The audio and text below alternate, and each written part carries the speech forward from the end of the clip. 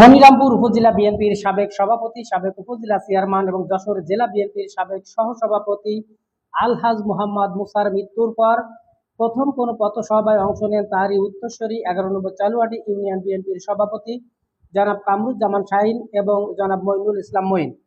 হঠাৎ এই আকস্মিক পথসভা যেন জনসমুদ্রে পরিণত হয়।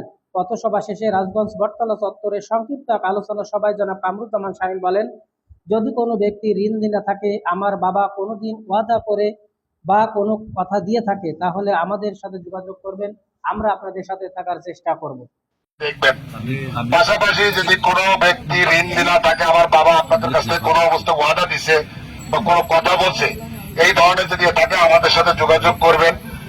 আমরা অবশ্যই আমাদের সাধ্যমতো চেষ্টা করব আপনাদের সাথে থাকার জন্য। পাশাপাশি এ সময় আলহাজ মোহাম্মদ মুসার ছোট ছেলে জনাব মঈনুল ইসলাম মঈন বলেন, শুধুমাত্র একটা জিনিস খেয়াল রাখবেন সবাই, এই যে রাজনীতির মাঠ যদি আমাদের দখলে থাকে, ইনশাল্লাহ ধানের শীষ কোথাও যাবে না। শুধুমাত্র একটি জিনিস খেয়াল রাখবেন সবাই, আমরা চেষ্টা করছি, সেটা হলো এই যে রাজনীতির যে মাঠ, এই মাঠ যদি দখলে থাকে, ইনশাআল্লাহ ধানের শীষ আমাদের কাছ থেকে কোথাও যাবে না। বাংলাদেশ জিন্দাবাদ। জনাব কামরুজ্জামান শাহীন তার বক্তব্যে আরো বলেন, আগামীতে যে ধানের শীষের প্রতীক নিয়ে আমাদের সামনে আসবে, আমরা তাকে সাদরে গ্রহণ করব ইনশাল্লাহ, এবং ধানের শীষ প্রতীককে জয়যুক্ত করব। কিন্তু আমাদের ভাগ্যে এখনো সেটা জড়ি নাই, আমরা যেন পূরণ করতে পারি এবং আগামীতে ধানের শীষ প্রতীকের যে আমাদের মাঝে আসবে, আমরা তার সাদর গ্রহণ করব ইনশাল্লাহ।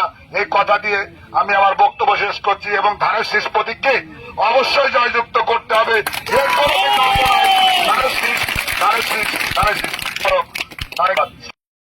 এ সময় সংক্ষিপ্ত আলোচনা শেষে রাজগঞ্জ বাজারের প্রতিটি দোকানে দোকানে লিফলেট বিতরণ করেন এবং ধানের শীষ মার্কায় ভোট চান জনাব কামরুজ্জামান শাহীন এবং তারই ছোট ভাই জনাব মঈনুল ইসলাম। সাথে ছিলেন ইউনিয়ন বিএনপি নেতৃবৃন্দ।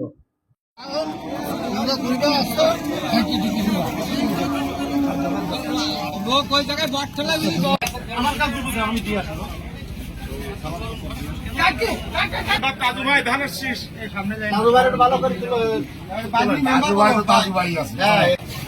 জন্য ভোট চেয়ে গেলাম।